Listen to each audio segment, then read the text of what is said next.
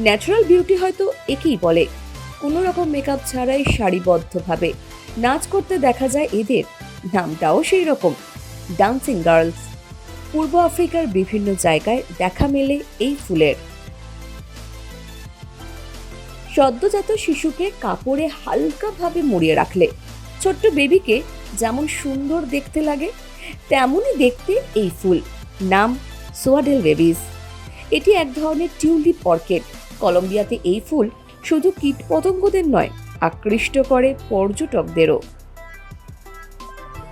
এই ফুলের পাপড়িগুলো ড্রাগনের মতো দেখতে, তাই এর নাম স্ন্যাপড্রাগন। ইউরোপ, আমেরিকা ও নর্থ আফ্রিকার পাহাড়ি অঞ্চলে দেখা যায় স্ন্যাপড্রাগন।